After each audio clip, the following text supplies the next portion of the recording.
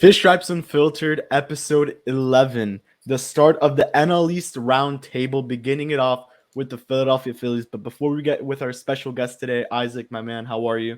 Congrats on winning Jeopardy. I wasn't there, but I got to mention it on the pod. Fish Stripes Jeopardy, congrats.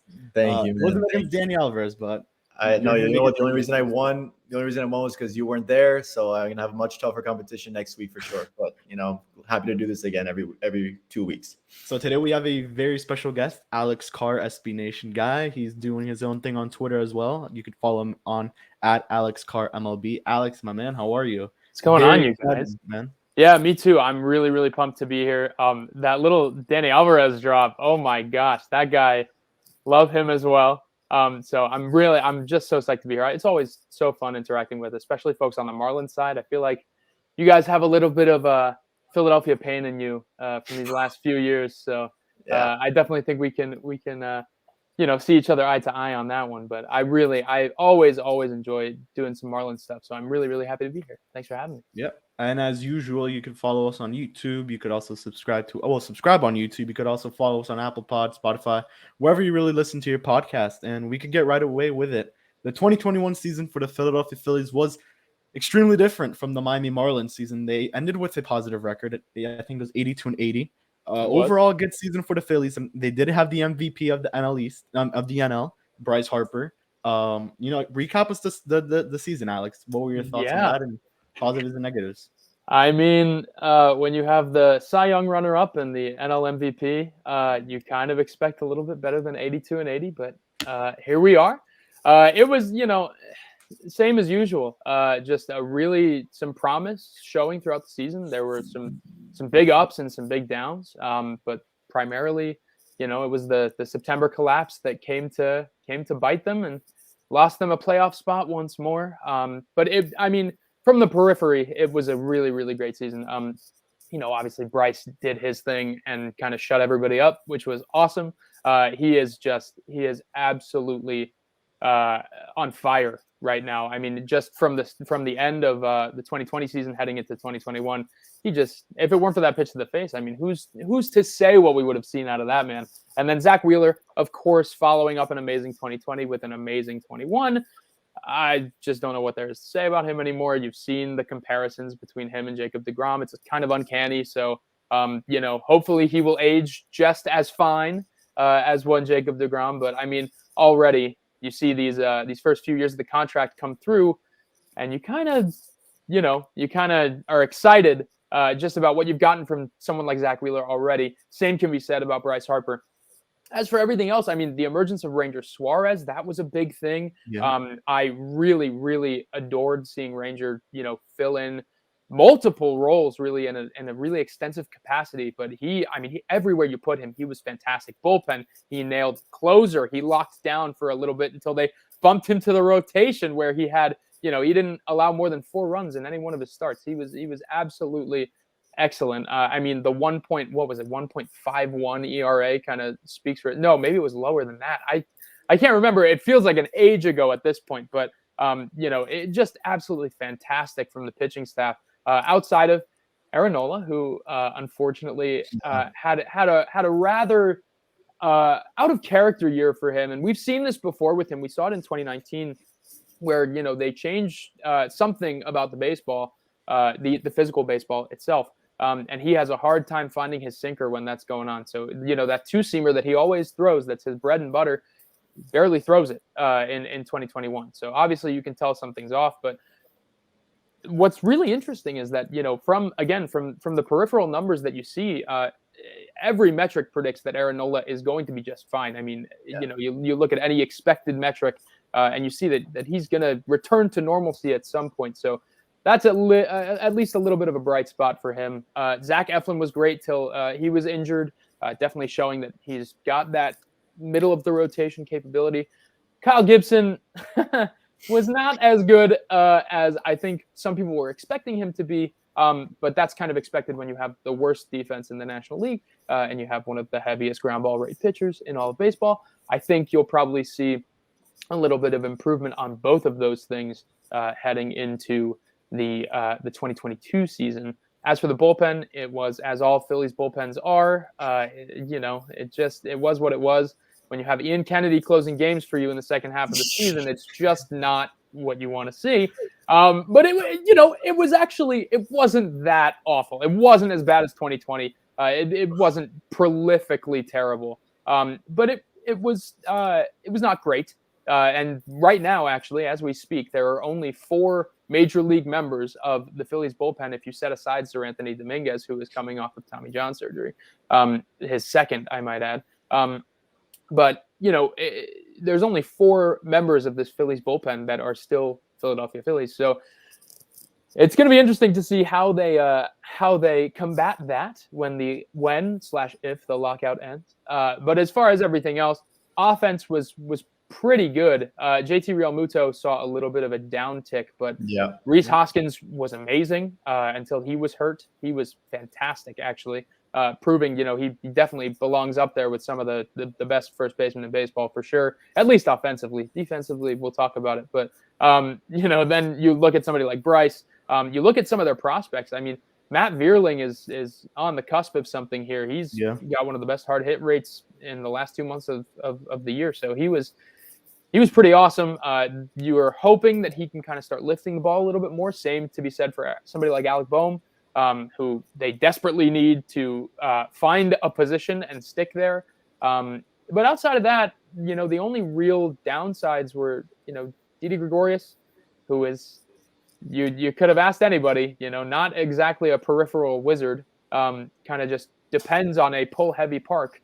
And even that couldn't save him this year. And another bright spot in Gene Segura. I mean, one of the best gloves in all of the National League. So lots of bright spots, lots of not so bright spots. But all in all, I was relatively happy with the individual performance of the Phillies. I do think they could use some chemistry help now that Andrew McCutchen and Hector Neris have moved on.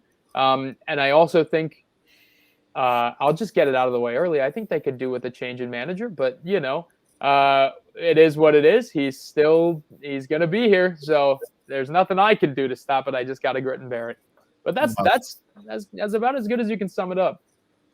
Yeah, I mean, wow, what a great job in describing the entire Philadelphia Phillies 2021 season, man. I know more in the last 5 minutes than I did in the entire 162 games. Thank you, man. Appreciate it. But one guy I did want to ask you about, well, first I want to talk about the bullpen with you, because that 2020 bullpen, wow, man, because the Marlins were huge benefactors of that awfully constructed bullpen. That's what I remember clearly. And so, yeah, it wasn't fantastic this year, but definitely an improvement. I think, with Knebel, you guys are going to get a little bit better. But one name I wanted to ask you about is Alec Boehm.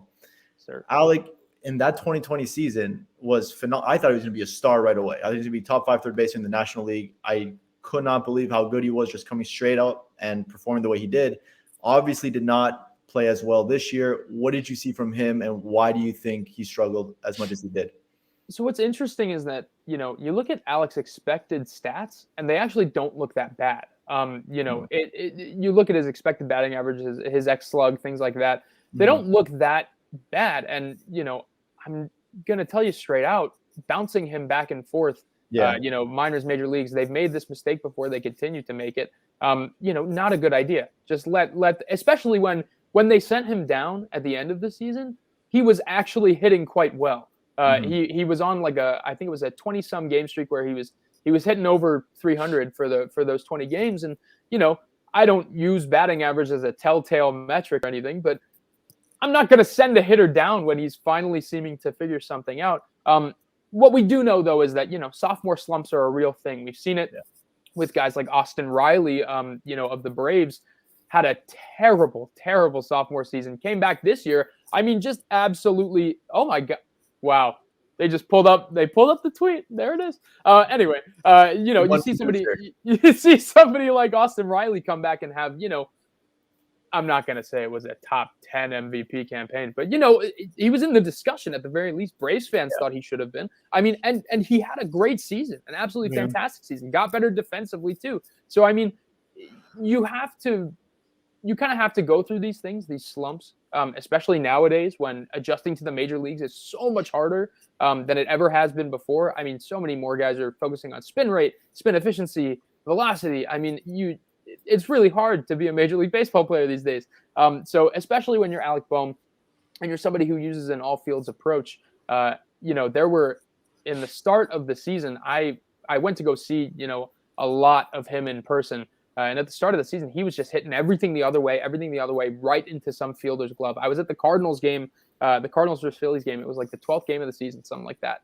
Tommy Edman made an incredible diving play to rob Alec Bohm of extra bases, and then made a standard, but shifted play to rob him of another double. And these are down the right field line. So he knows how to hit in all directions. He just has to learn a little bit more of that pull happy side of things, where when he gets a pitch in his zone, he's got to swat that. Like, he has got to make something of that. And same can be said for, just lifting the baseball. He just has to learn to not bash it on the ground so often.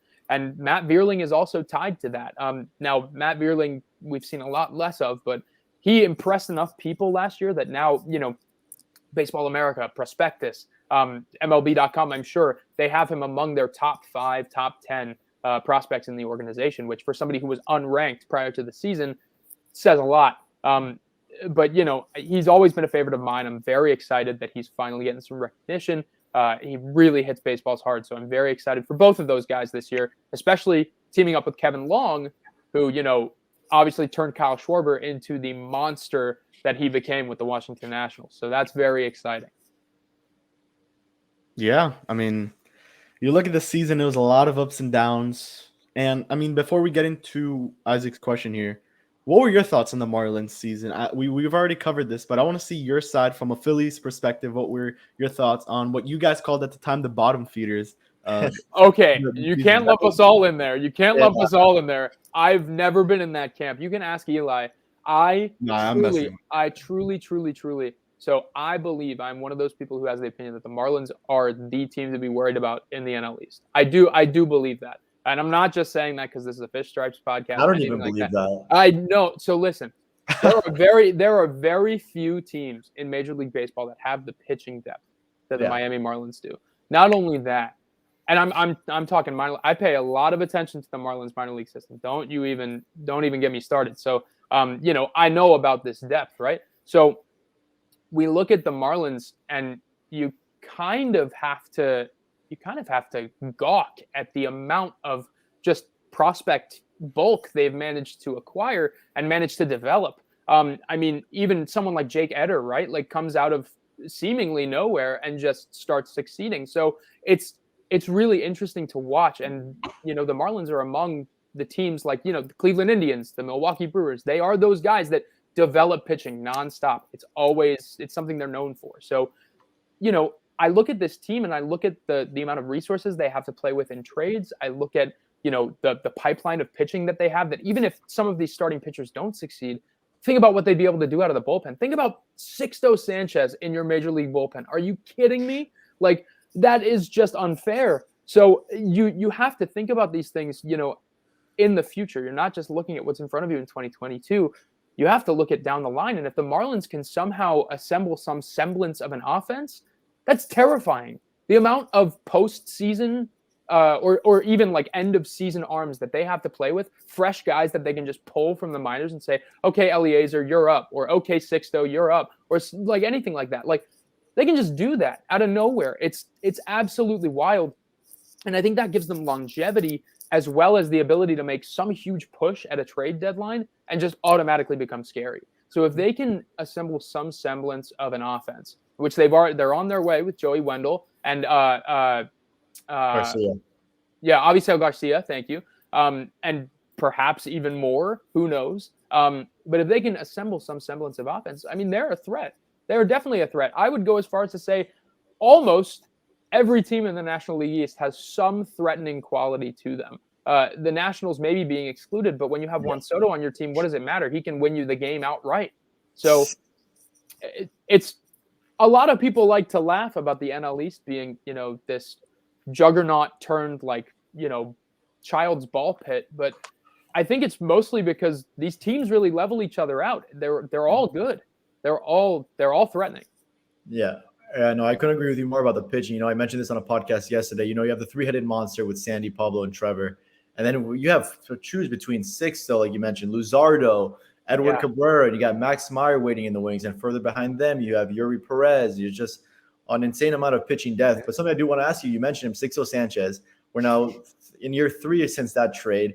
I want to get your perspective at the time of the trade. It was, Will Stewart, Alfaro, and Sixto for your all-star catcher, Real Muto. I think the success of that trade for you guys was dependent on Real Muto signing or not. He ended up signing, so I think you guys got the win. Miami sort of got a worst-case scenario with the injury history. They knew that going in. Sixto completely lost the 2021 season, shoulder surgery. So I want to know your opinion. At the time of the trade, you're losing. I want to start with Alfaro. Alfaro was coming off a pretty decent season with you guys. He hit 260. He had some power. He was striking out an insane amount, but he was still like an okay catcher.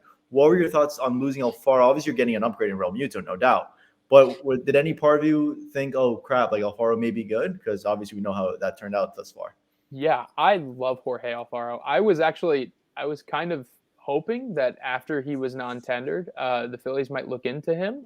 Instead, they went the trade route, and they went for Garrett Stubbs and Donnie Sands, which I'm also happy about that. But I mean, I loved Alfaro at the time. I mean, obviously, when somebody hits the ball that hard and has the arm cannon that he does, the only question then becomes his ability to really turn around the defense, because that's what keeps him from being positionless. And unfortunately, I don't think that really came around, which is kind of upsetting to me because I love Jorge. I mean, he is such a good dude, and he is so much fun to watch play baseball. Yeah. He's so funny. I mean, he's a character. He really is.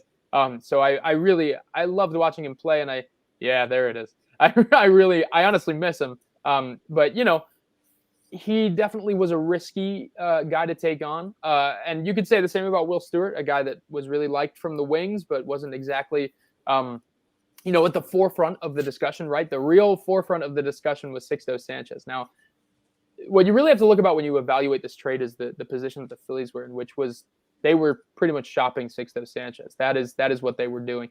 They were just trying to see what the best value they could get for him was. And it came down between Edwin Diaz and JT Realmuto. They did good. Now, obviously, one of those players is definitely better than the other. But I think that, first of all, I'm glad they didn't pull the trigger on the Diaz thing, and I'm glad the Mets kind of went above and beyond and did pull the trigger on it. But also, I think that it's really fascinating when you look back on it, because now with the knowledge that I have, at least as somebody who has been lucky enough to talk to some folks about the time of the trade, a lot of concerns were going into Sixto, not only his health, his long-term health, but also things that related to his work ethic and his these things surrounding more than just his ability to stay healthy, and the ability to keep himself healthy. So looking back on it, I really do think they were actually kind of wise for pulling the trigger when they did on trading Sixto. That being said, boy, could they use somebody like Sixto right now. But it is what it is. That's the nature of pulling off a trade. But I do think it's a little premature still. I mean, we're 3 years into it, right? And it's still kind of premature to say that one side has won and the other hasn't. I mean, sure, Sixto is losing seasons every now and again, but I do think that overall the potential there is so worth what they gave up, especially given what their window was at the time. But for the Phillies, I think it is really it's great that they were able to lock up JT and that they were able to get their catcher. That being said, they kind of unexpectedly turned into a catching pipeline. So it's a little here and there, but I think both sides are happy. I think that is ultimately the end all be all of it. Yeah, I would agree with most of it. I mean, at the beginning, it really looked like the Marlins found the guy in Jorge Alfaro. In that 2019 season, he impressed me. And then Sixto comes up in 2020, is a huge piece for the Marlins in that 2020 season, comes up, pitches in a postseason game, wins it for Miami, then go. He pitched in the Atlanta series. He was okay. And then after that, I mean, Will Stewart, we still wait to see. But right now, we'll see what happens with this trade. I think we can give him maybe 2 more years. Maybe hopefully Sixto comes up in 2021 in the 2022 season and makes at least 10 to 15 starts would be the goal, at least in my opinion. But going back to the Phillies, pre-lockout, it was the hot stove.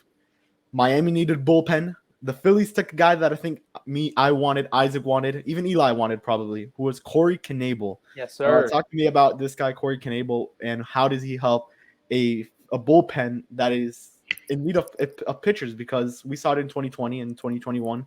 That bullpen was not too good. So talk to us a little bit about Corey Knebel here. Yeah, so I love this move. I think that this was like if I had a top of the list kind of thing. Obviously there are some guys that I would love to see them go after. Carlos Correa, sure. Somebody like Chris Bryant, why not? Or Trevor Story, whatever. But realistically, this was right at the top of my list. I mean, Corey Knebel is a guy that we saw be an absolute fearsome closer in Milwaukee. Then obviously faced the injury bug for a little bit, came back with the Dodgers, found something. I mean, from every periphery, Corey Knebel looks like he has refound his stuff. He has refound his groove. He's got it, right? So this is really exciting to me because not only I would have definitely preferred a longer-term deal, but not only are the Phillies going to be able to, slot him right into the closer role. Again, hopefully it works out. Obviously, from what we've seen, I'm pretty convinced. But that was only 29 innings worth of pitching in 2021. So, there is a little bit of nerve there with his injury history and with, his control history, his command history. Hopefully, both can stay intact as we head into the 2022 season. But what mostly I love about this deal is that though I would prefer, maybe a 2-year or 3-year at a lower AAV, the Phillies, should it still exist, are going to be able to offer him the qualifying offer if he is, any semblance of the guy that he used to be. And if they give him that, then, obviously he'll probably move on because he's going to be 30. He's going to, want to go elsewhere and explore multi-year deals. The Phillies get a pick from that. And what they need right now is to rebuild that farm system. Yep. Again, that's barring that the qualifying offer still exists after CBA negotiations, etc. But having the ability to just, slap a 1-year, $17.8 million deal in front of him and just say, hey, you want to come back next year? If not, it's a win for us either way. So, that's exciting to me. This is the kind of deal that they so rarely make. They don't make the value play on those, risky 1-year deals, right? There's no such thing as a bad 1-year deal. So I'm really excited about it. I mean, if he can be any semblance of the pitcher that he once was, or that he was even in 2021, he was fantastic, unhittable. I'm thrilled with that. If he can even give you 30 or some saves, that's amazing. So they've never had a guy like this for quite some time, since Ken Giles. So thank God. At least they did something. At least they did something. Yeah, you look back at how 1-year deals have worked for players like a Josh Donaldson's 1-year deal, and then look at Ozuna's 1-year deal at the time with the Braves. It's worked out pretty well. Maybe it's the same with Knebel. This is definitely a guy I think us Marlins fans wanted. It comes into the money. When it comes to money, it works perfectly for us, although they've been spending this year, which is surprising, nothing to say the least. But the other guy I want you to talk to us about is Johan Camargo, who also signed with the Phillies, if you want to go into him a little bit. Yes, sir. I think and again, I'm enthusiastic, right? I'm going to get excited over pretty much anything. But this is one of those kind of on the margins deals that I'm pretty satisfied with. Camargo is and always will be a defense first kind of guy, right? But we've seen, versions of him where he's come out and he's done a lot with the bat too. I think it was 2018 with the Braves, maybe 2017. He came out over a full season and really he impressed. And not to mention the great defense on the left side of the infield, which is what the Phillies are really paying for here. So I'm assuming this kind of displaces Ronald Torreyes. But what I think they see in Johan Camargo is, a pretty decent bat, obviously that is going to be able to come off the bench and hopefully do something.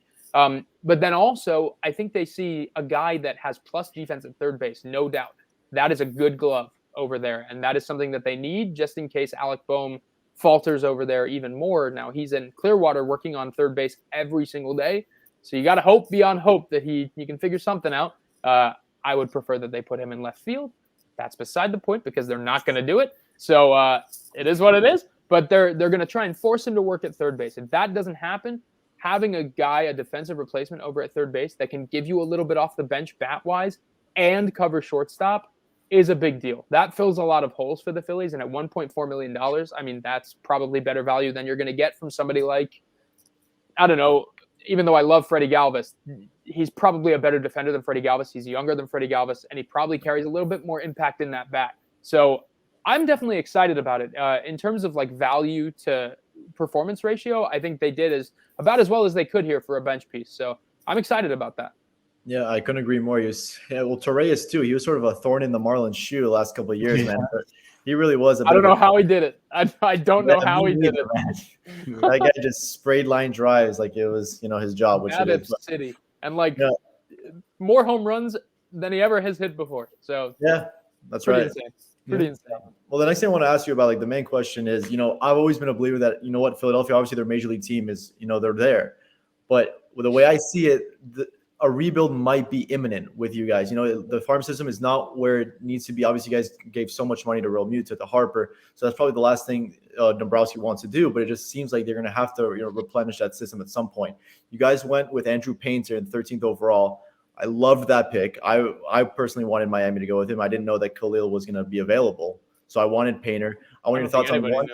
I wanted your thoughts on that draft on the first round pick, and just your thoughts on maybe if things don't go well for Philly this year, do you possibly see maybe not a full teardown of a rebuild? Obviously, you're not going to trade Harper, but maybe some sort of a little build back to go for 2023 or something like that. Yeah, I think that was kind of that was expressed by Dave Dombrowski when he took over.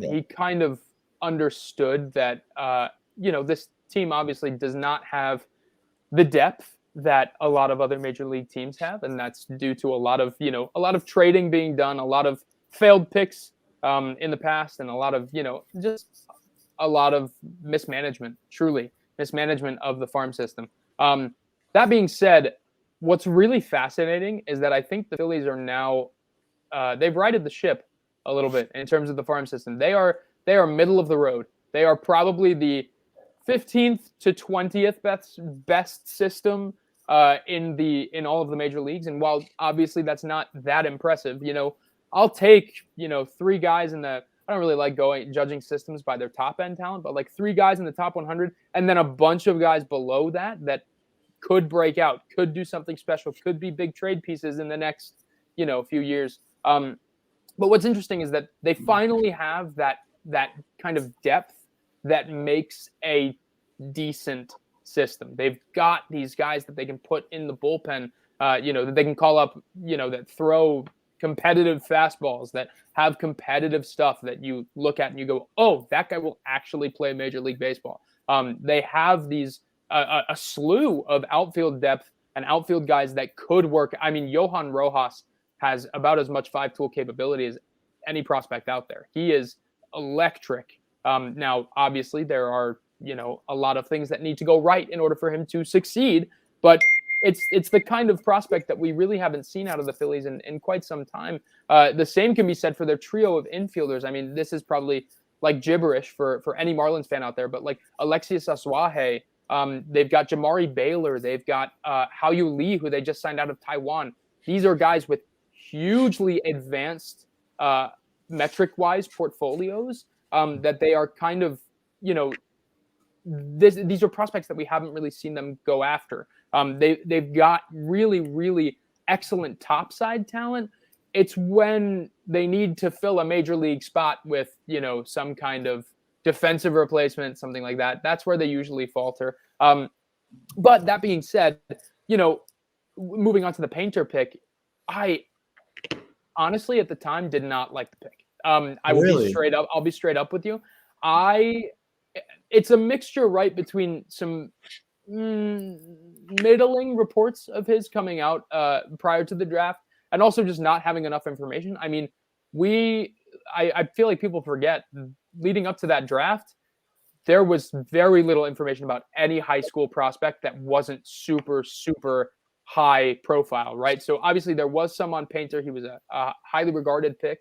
But, the reports that we were seeing past that midway point were kind of middle of the road. So I wasn't thrilled. I really thought they could go for Khalil. I would have loved to see them go for Khalil. But so also, I had heard some post-draft, I had heard some not great things about Khalil too. So I was like, okay, well, where am I now? Like, I was just getting all this different. Share them with us. I'd love to hear. No, just just things regarding maybe His attitude. Slightly, yes, but also, and I never listen to those things because look, let's just get to the nitty gritty of it. Like a lot of Major League Baseball scouting is done by old white people. So, I really, and, I'm going to be brash about it, but that's what we know. We know this. Like a lot of people mistake passion or mistake electricity for attitude. Yeah. And so like, I never listened to that stuff, but it was more within the hit tool section of things and the swing and miss concerns and holes in the swing. That made me, it made me feel a little bit better about not picking, a consensus top 5 talent in the draft. That being said, now I look at the Painter pick and I'm thrilled. I mean, we are looking at a Goliath of a human being who came to camp and started busting triple digits and showing plus stuff on all of his secondaries that I'm now very, very satisfied. In fact, I'm kind of shocked that he was not picked sooner. I mean, he's really impressed me, especially with what I've been hearing from my friends that are down in Clearwater and that get some of that insider stuff and always comb the peripheral metrics. So I'm really, really excited that they've finally decided to go in a direction where they're viewing topside talent and high school talent in a way that you're supposed to view those guys. So like, the Mick Abel pick, obviously he turned into, from a 15th overall into now a consensus top 50 talent in the sport. Andrew Painter has already shown up on top 100 prospect lists. He's on Baseball Americas, which we're looking at right now. Like that is great for someone who was just picked last year. And obviously, again, I don't judge by how many top 100 prospects the team has, but it's this plus the information that I've been privy to, that makes me excited for the direction of the Philly system. You look at this top 5 and finally, you're seeing some real upside here. Logan O'Hoppe just had one of the best seasons in all of minor league baseball. I mean, it's very, very exciting to me. And so I'm a little bit more optimistic than, a rebuild is imminent. That being said, yeah, their window is now. It has been for the last year or maybe 2. I mean, what are they waiting for to push the chips in? I don't know. Why are they just, this huge market team is just so afraid of the luxury tax? I don't know what they're waiting for, but they can't wait much longer because otherwise they're going to continue to enter seasons with obvious holes in their team. And they're like, they went into last season with Chase Anderson and Matt Moore in the rotation. Like, obviously I had a bit too much confidence in the Philadelphia Phillies. And I was like, oh, obviously they see something here. They didn't see anything. They didn't see anything except for a guy that we can get for, $4 million and a guy we can get for $3 million that maybe it works. But I don't know what they were thinking, but I'm feeling a lot better about the state of those things now than I think that I have with Dave Dombrowski at the helm. I mean, I was a little afraid because, Dave Dombrowski is known for kind of making one push and then kind of backing up and saying, okay, let's rebuild, which I hate, but I have been thrilled with the way that he's handled things. I mean, I really have. He's been above and beyond what I expected. And I'm very excited that he's at the head. Yeah, he's a great guy. I got to speak with him briefly in one of the games that I covered at Lone Depot Park. Crazy amount of knowledge. Oh my gosh, he's unreal. He's unreal. Yeah. Oh, one more guy I want to ask you about. I'm going to tell you the player. I want you to tell me overrated or underrated or properly rated. This is Bryce Harper's homie, Bryson Stott. So the word underrated, but really not by much. I think he's very properly rated. Okay. I don't think he has, some plus hit tool. I don't think he has plus power. I don't think he's a plus defender. And he's 24. I do think he is a solid player. I think that he's one of those guys. He's the kind of guy that they were missing, right? Like, he's not going to play plus shortstop. He's not. I'm of the opinion that he's more of a second baseman long term. But what he is going to do is he's going to hit for, and again, I hate using this term, but like a solid average, because he is. That's what some people like to base their stuff on. What's really interesting, what's fascinating is I do think the eye is plus. And I think that is going to determine where the rest of his tools project. I think of him very much as a Jonathan India type. And obviously, Jonathan India just broke like every expectation that was ever set for him. I mean, he just won Rookie of the Year. He had a fantastic season. He played all over the place. I mean, he was fantastic, right? But when you compare his Rookie of the Year season to other Rookie of the Year seasons, it was good. It was a solid season. It was really good, but it was solid from most aspects, right? Bryson Stott is a guy that I view like that. He's going to put up a really solid. He's got a good glove, especially if you're putting him at second base. He's going to put up a great on-base percentage. He's a guy that eventually you could probably put at the top of your lineup.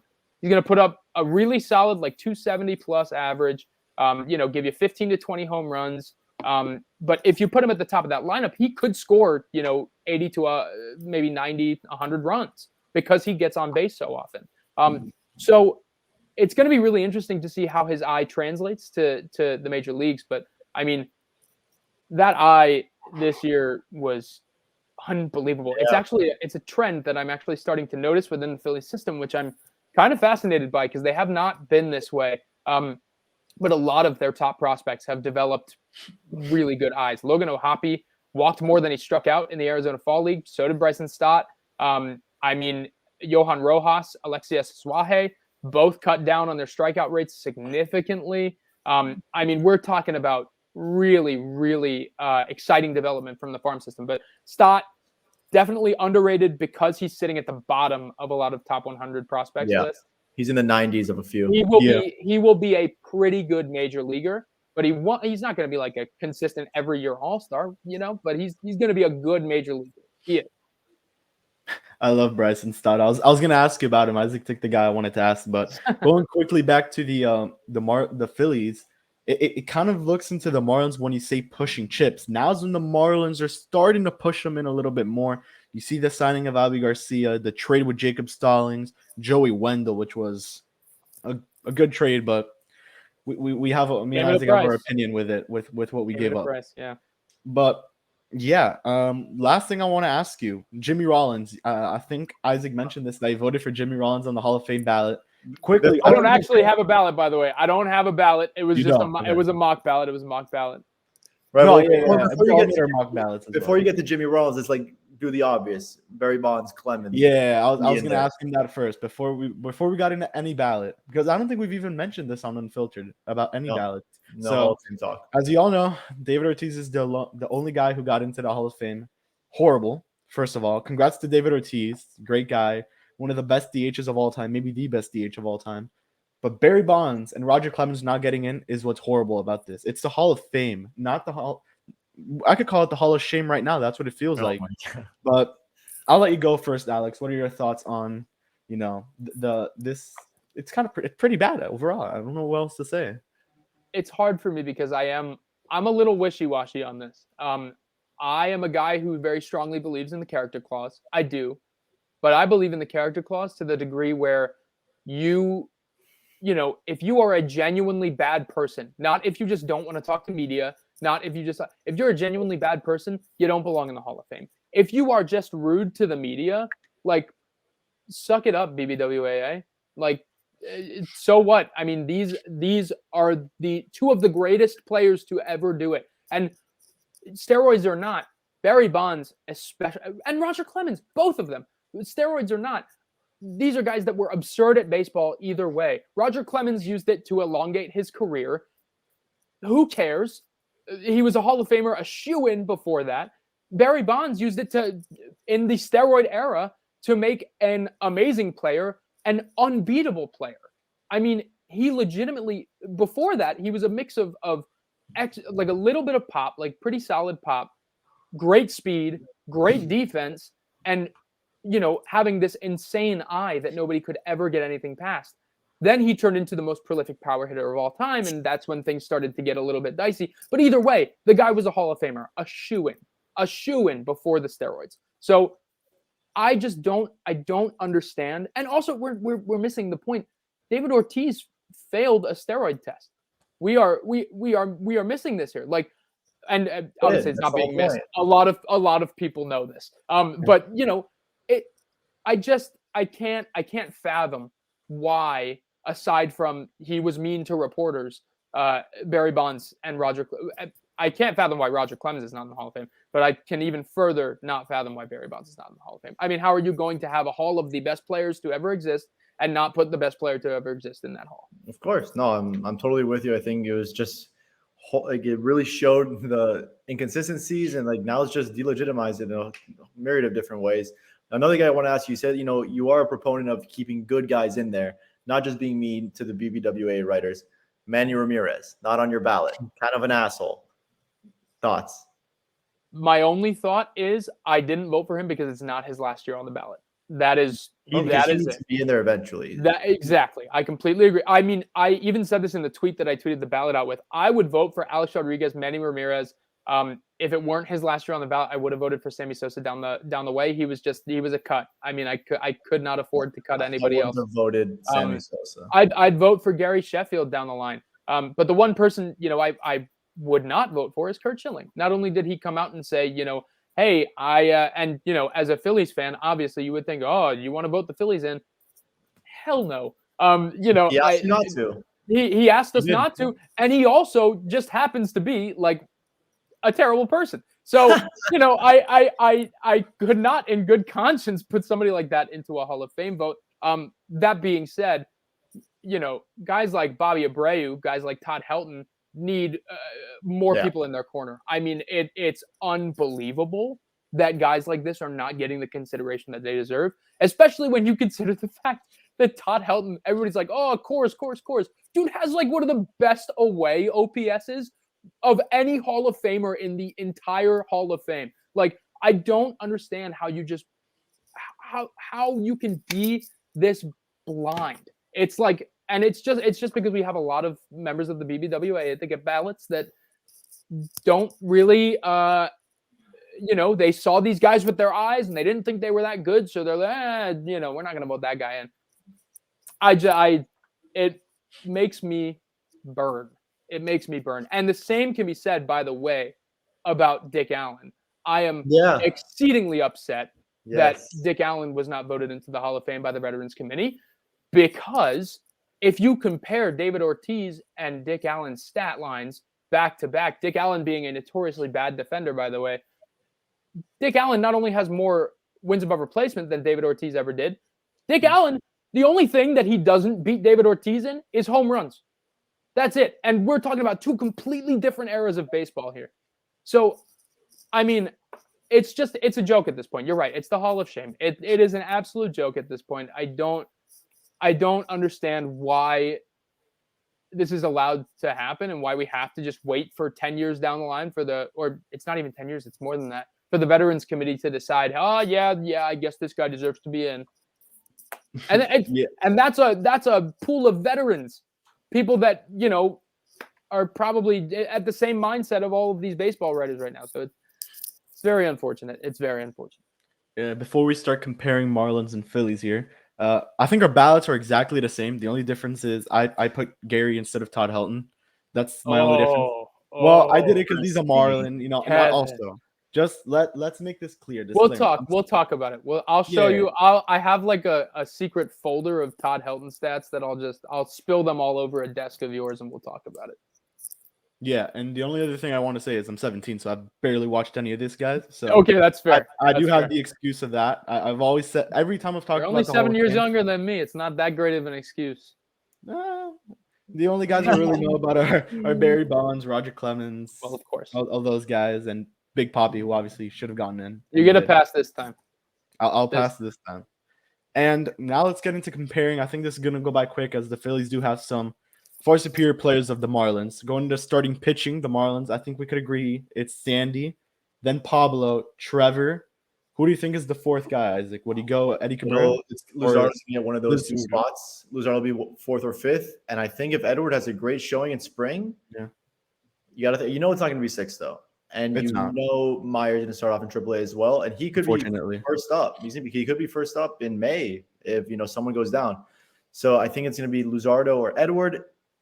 assuming Eliezer Hernandez is gone, which I would assume he would be. If he's not, Eliezer will probably be the number 5 or 4 starter. So I would say, yeah. I haven't heard that. Okay. Yeah, we Okay. mentioned Eliezer, our Rule 5 pick was really that him and that that Eliezer Slatter should get traded. have really blossomed into a nice piece. Wow. I could see Eliezer in the bullpen too.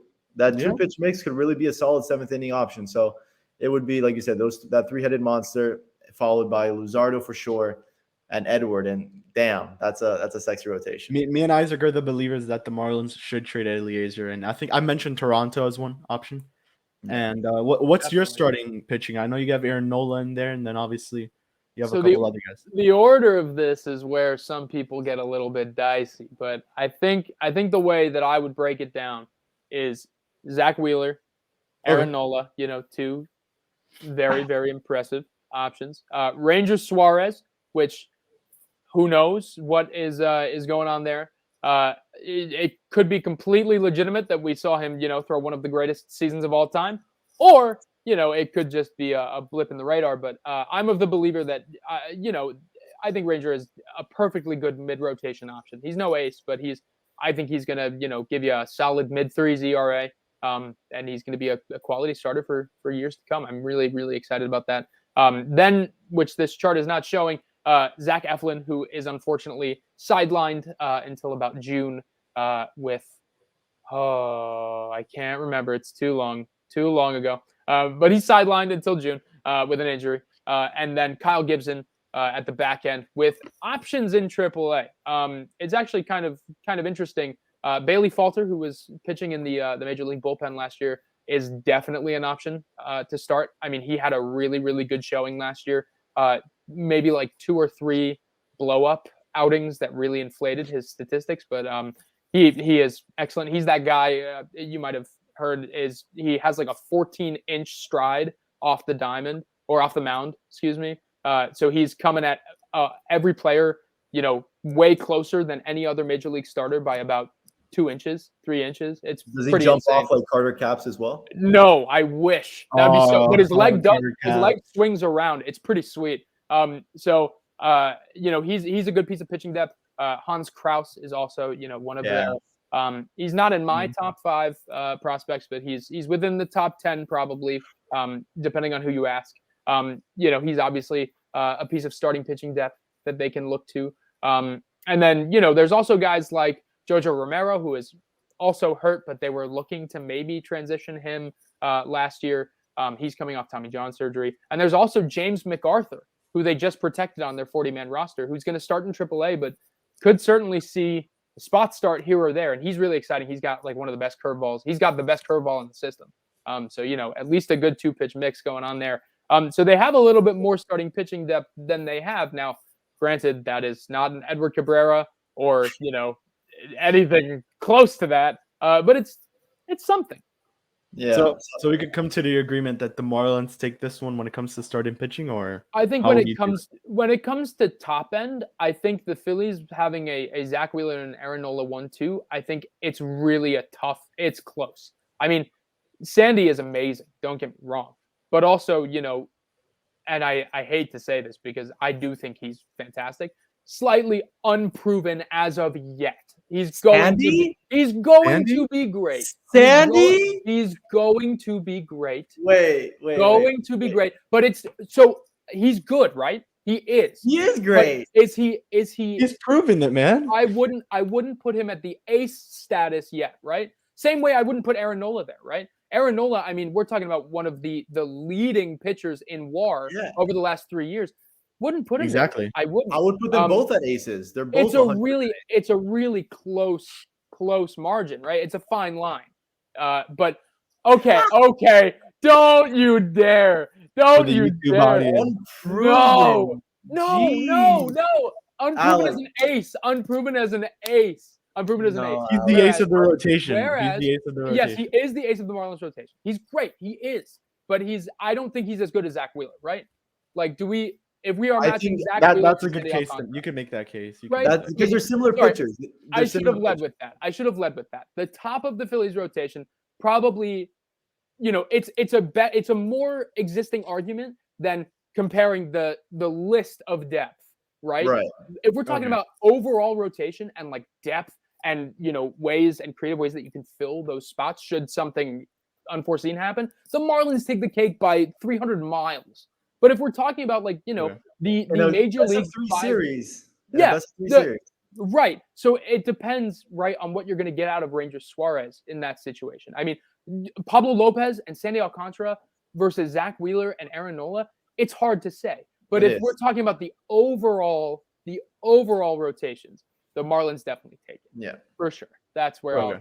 I'll put that one. And now we're gonna move on to the bullpen. I can't believe I'm being taken out of context. I'm gonna label this one as Sandy Alcantara. Unproven? Question mark. No, don't. I think that's a No. good title. I don't My need man threw Marlins fans 197 in my innings in mentions. I don't need it. 2019, bro. I don't need it.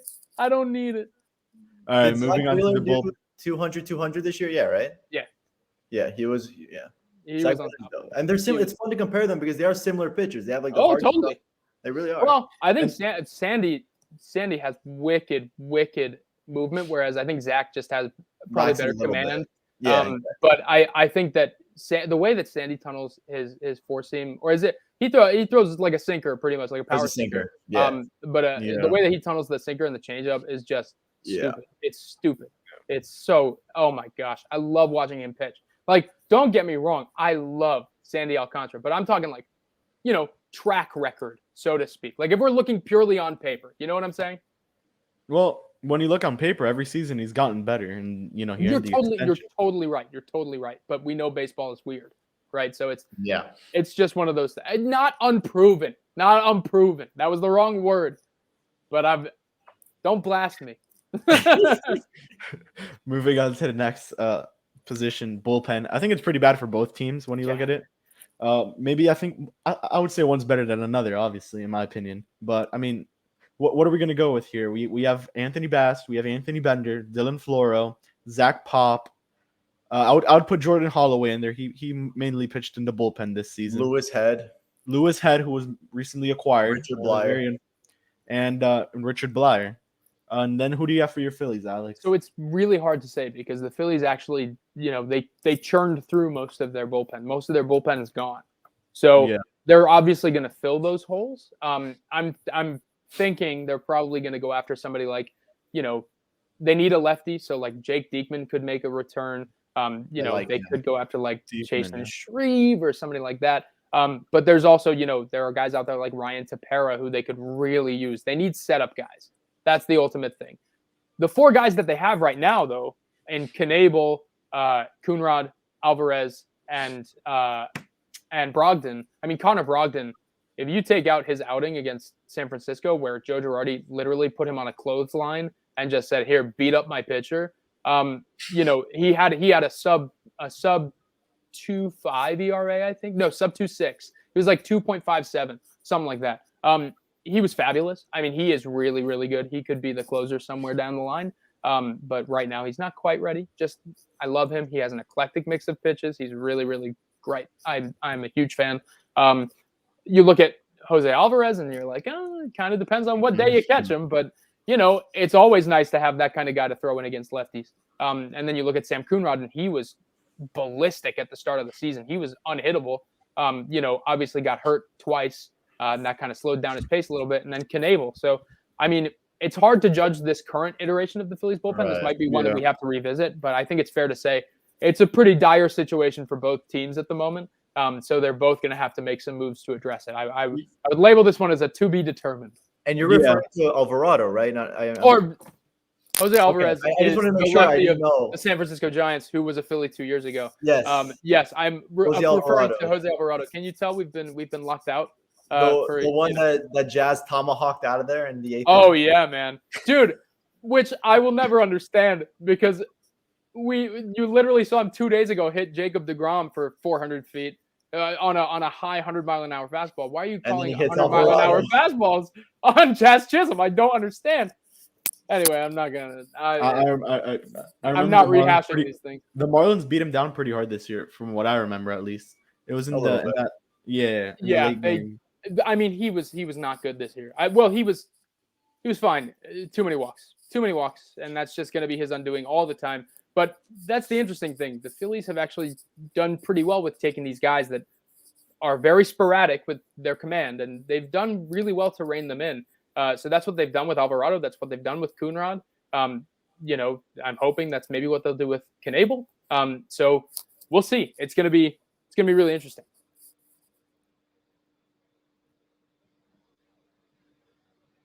I think we lost Kevin. I think he said, "Be right back." That's right. Well, the next one that we're going to talk about, I guess, is he says first. I want to talk about catcher with you. It's a landslide. Congratulations. You're welcome. You're welcome for developing a shortstop into a catcher. We'll take Sixto Sanchez off your hands. JT Realmuto, I'm sure you're aware the Marlins traded for Jacob Stallings in the offseason. Yes. They had to upgrade what they had in Sandy Leon and Jorge Alfaro. And they had Nick Fortes, a couple of homegrown guys, and Nick Fortes. Payne Henry was traded for John Curtis. And Craig Mish's favorite guy, Nick Fortes. Nick Fortes, he impressed me. Homered every at bat that he had, and like 7 at bats, he had 5 of them. Shocker. So the depth is a lot better than it was a year ago because they really had to go to Chad Wallach and Sandy Leon when Alfaro was out. So it has gotten better. You have the best catcher in all of Major League Baseball, maybe besides Salvador, but I'd still go with JT. The athleticism is impeccable. I'd even say Yasmani Grandal might be better. We'll see. We'll call a spade a spade. He's really good. Right. So your thoughts on your catcher position? Obviously, it's as solidified as anyone in Major League Baseball. He did have a little bit of a down year, like you said. It wasn't his JT Realmuto all-star season, but he was still one of the best catchers in baseball. Yeah, another guy that you just really hope Kevin Long can just help lift that ball. He was hitting everything on the ground seemingly towards the end of the season, which we've learned is definitely a microcosm of Joe Dillon. It is what it is, but I'm excited to see what Kevin Long can do for all of these guys that have just been really ground ball centric these last couple of years. JT obviously is always just going to give you great defense. I'm really excited about actually the backup catcher that they acquired in Garrett Stubbs. Stubbs has a really good glove. He's a really good guy. Good arm. The hit tool remains to be seen, but it was pretty decent in the minors. So I'm very happy to have a pre-arb guy behind the plate, just in case JT can't hack it. Donnie Sands waiting in the wings. Logan O'Hoppe waiting in the wings. Rafael Marchand waiting in the wings, who, he's probably going to see a trade. We'll see. I think that's probably the one prospect they really have up on the block right now. But I think it's really, their catching battery is in good shape for sure for the next couple of years. Yeah, I'm with you. And then we'll go in order from catcher to first base. Rhys Hoskins, absolute stud. He's been proving it forever, has immense power. Miami has like a weird revolving door situation. Jesus Aguilar got most of the starts at first base. You're familiar all with those RBIs. And wow, he was leading the league in RBIs. Him and Duvall were neck and neck in RBIs all season long. Aguilar, Tampa Bay designated him, and Miami picked him up, and he really impressed us in 2020. Had another great year in 2021. You'll see him MVP 2 years in a row. You're going to assume he's going to get most of the ABs at first base. Garrett Cooper's going to get a few at bats, and then the Marlins have a top three first base prospect. Someone I'm very fond of, handsome guy, Leiwan Diaz. Your thoughts on the two teams in their first base situation? First of all, I love Leiwan. I think that I pay a lot of attention to the Marlins system, so I love Leiwan. I think that he is definitely next big thing offensively coming from Miami for sure. I think that Rhys is he is the best, horrifically underrated throughout all of the league, and I think that anybody that actually watches baseball and actually can tell you what ex-WOBA means or something like that, could tell you that Rhys Hoskins is a good baseball player. I mean, anybody with eyes. But for whatever reason, he is just continuously harped on in the Philadelphia Phillies community because I don't know why. I guess it's just every time he makes a mistake, it's that much more amplified. For whatever reason, people just don't like him. I love him. He is, as my good friend Baseball would call, the number one Phillies boy. He's a good dude. He is a fantastic leader for the team. And he also is just a fantastic baseball player. So I would definitely give the Phillies the edge on this one, just because Rhys has yet to show everybody what he can actually do. But man, when he is able to get hot and stay healthy, I mean, he's less hot and cold now than he is get hot and then get hurt. So I really can't wait for the 1 year where he really he gets to stay healthy the whole year and just absolutely mashes. because it's coming. It's coming. Yeah, when you look at it, I mean, I don't know what if Isaac what you would say, but at the moment, I think we both agree that Leiwan would be the starter, and then we see how DH would work out for Cooper and Aggie, or we have Aggie starting and Well, then no, I think opening day Aggie's gonna be there, assuming he's on the Wow. roster. No, yeah, wow. you know, he played well. I liked what I saw from Leiwan. It was a hell of a lot better than what he showed in 2020, the big league level. Definitely. He really struggled.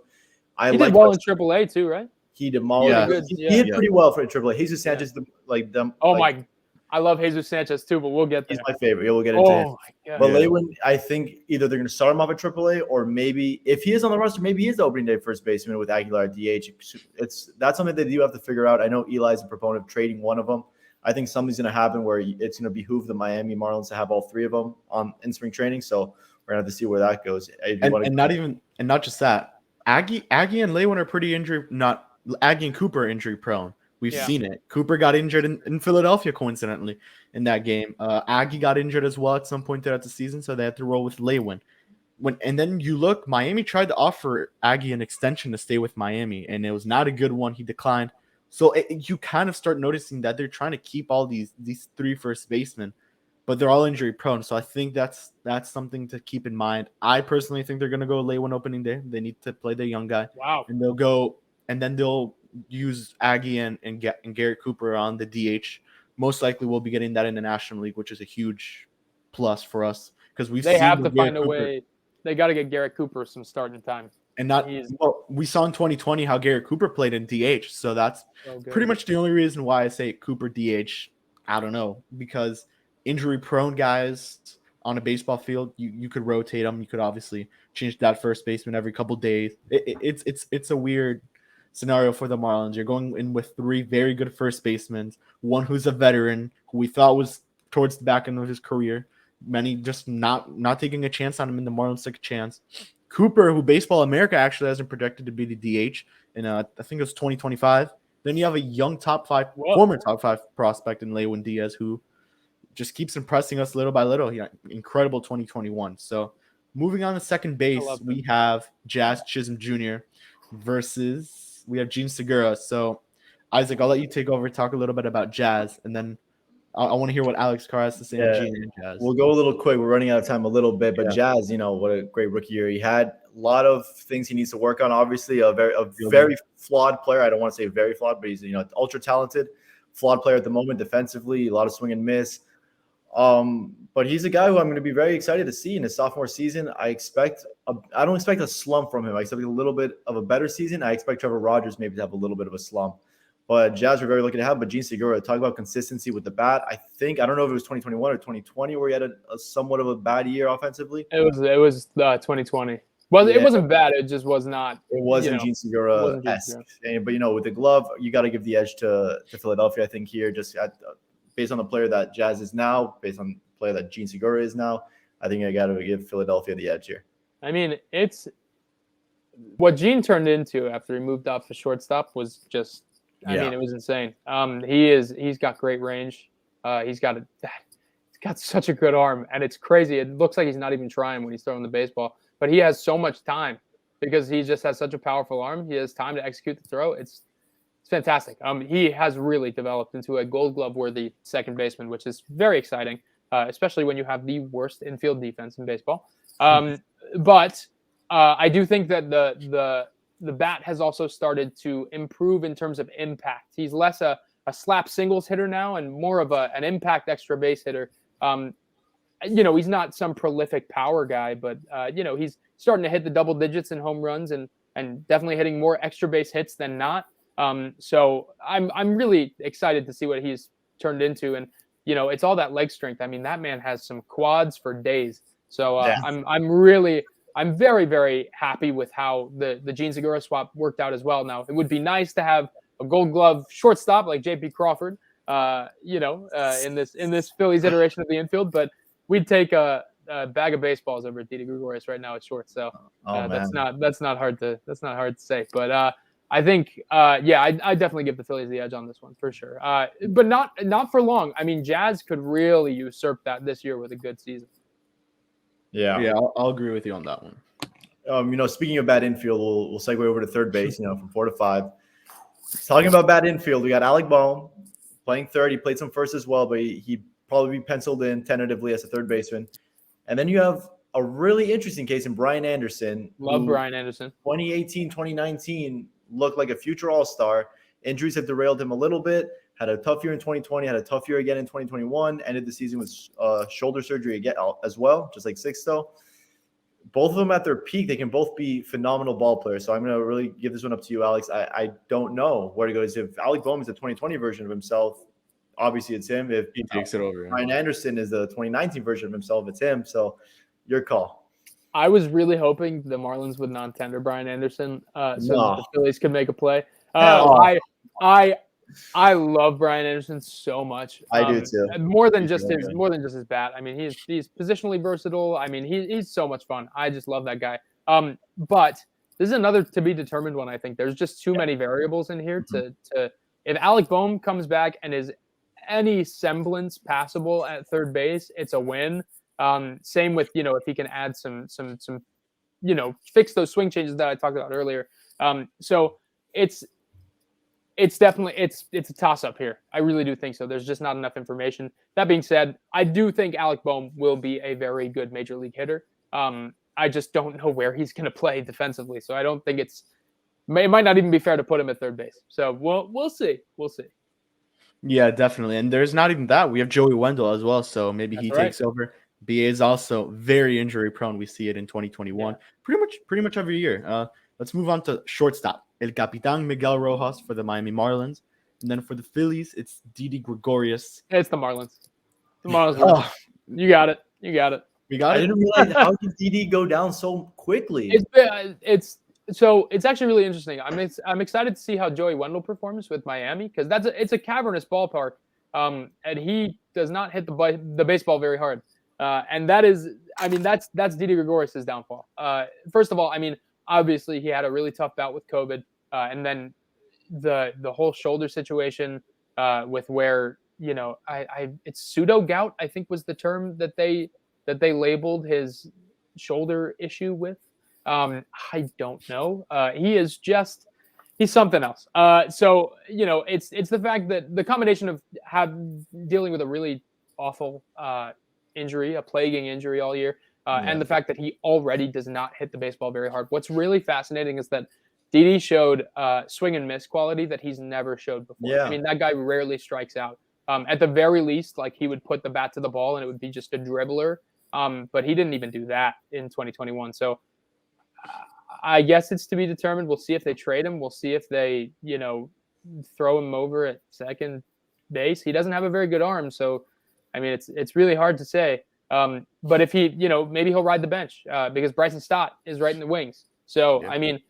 Again, I think that the Phillies could be a bit more competitive in this category if Bryson Stott was the everyday shortstop right now, but that is not the case as of yet. So I'm definitely giving the Marlins full swing on that one. Yeah, I assume the defense is still there, albeit with a not great arm, but I assume the defense is still there, right? Or is it not? I haven't played. Nope. Wow. Yeah, I remember with Arizona, he was phenomenal. Yeah, a Danny Echevarria type stuff. Yeah, he was. And there's something to be said. He's older now. He's getting there. So with all the shoulder issues that he has had, it is fair to say that his body is breaking down a little bit. He's getting to that point where he doesn't move like he used to, and things like that. So it's sad to see, but look, anything can happen when you are a left-handed hitter in Citizens Bank Park. It is basically like playing in Yankee Stadium. Anything can happen. So we will see where he ends up when he is hopefully fully rested and whatever. But I think he's either a bench piece or he's out of here come the start of the season. Yeah. Well, the last position we're gonna digest.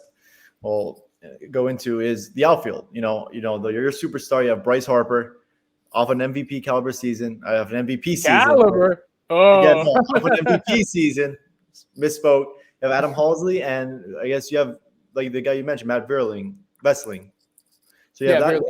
And with Miami, it's sort of like a to be. It's to be announced. Yeah. You have Jesus Sanchez in right field. or left field. You have Avisal Garcia, assuming they go another corner outfielder. He might be center, he might be right, but you have those two guys starting the outfield for Miami. As of now, it's going to be Brian De La Cruz, but Miami's going to get another offensive-minded player for the outfield, whether it's Kyle Schwarber, whether it's Nick Castellanos, a little bit of pipe between that one. They might trade for someone like Ketel Marte. That's to be determined. So I'm sure your thoughts on the outfield. Maybe Philadelphia has another move up their sleeves for the outfield. It's similar for the Phillies. There's a lot of smoke around Philadelphia and Kyle Schwarber. Heading into. Don't do it. All right.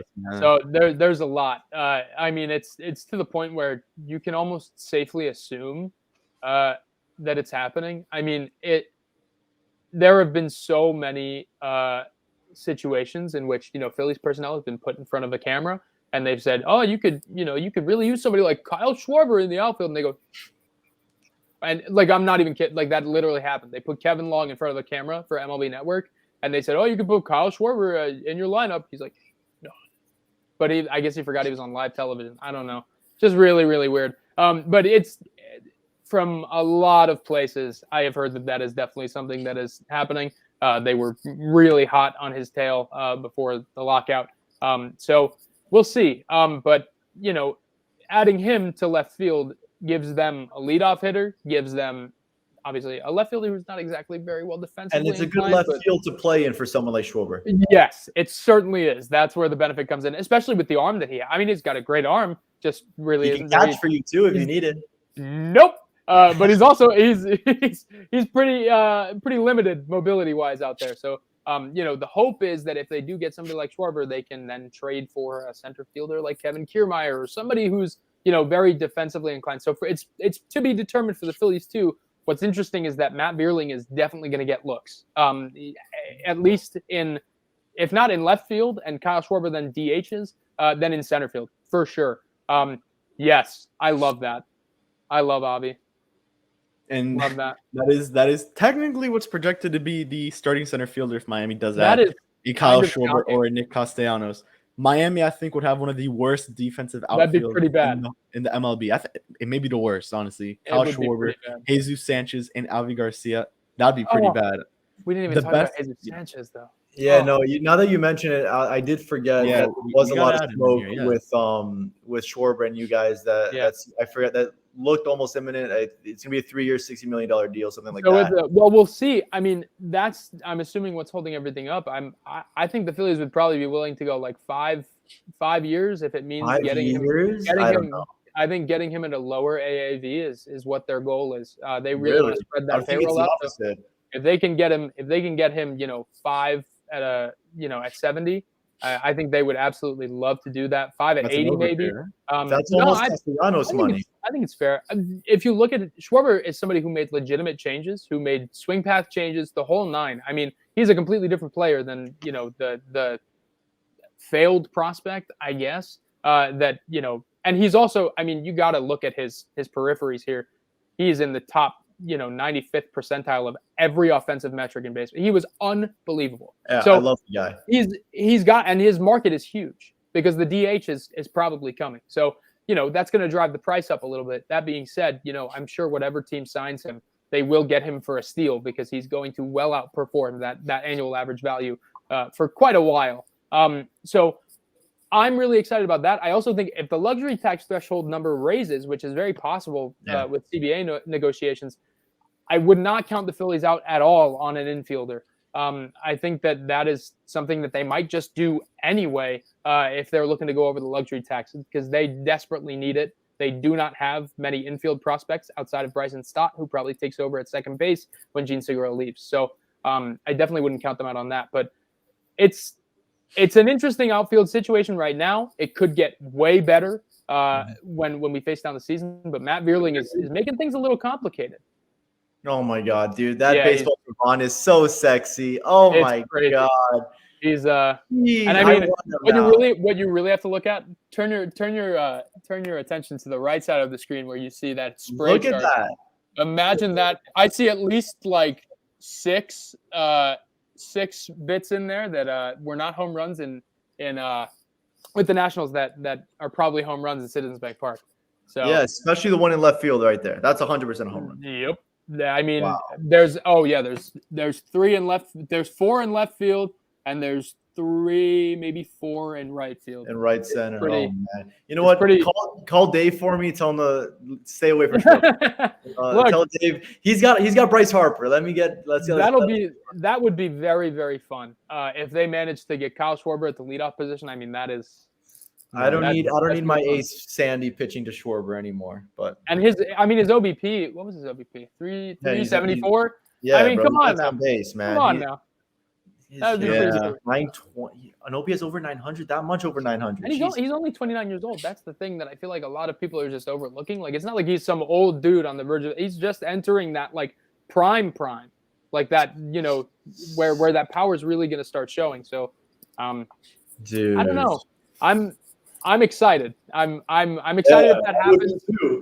I think that also what they really need, they need 2 bats. That's what they really need.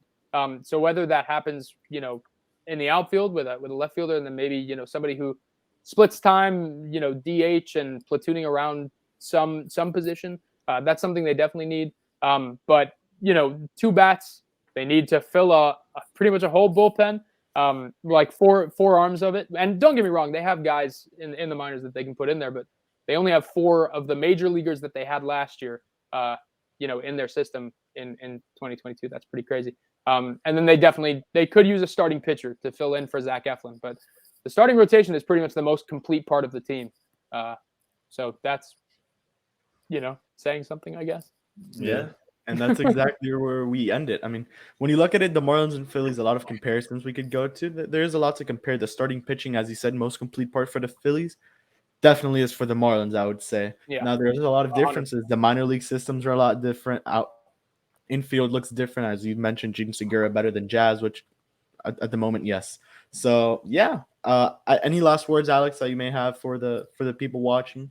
Just thank you for having me. If you guys want to, I know I like to do some watch-alongs on Twitch TV sometimes. So if y'all want to come through and watch a Marlins Phillies game with me, you can do that. I'm on Twitch at Take a Balk. No spaces, no underscores, anything. Just Take a Balk.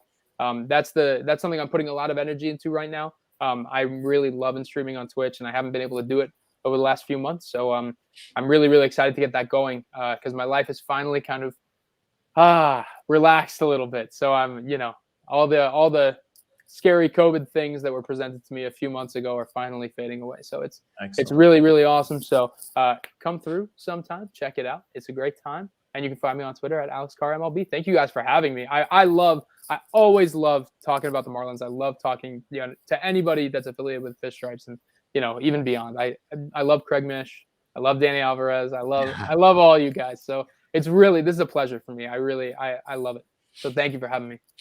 Yeah.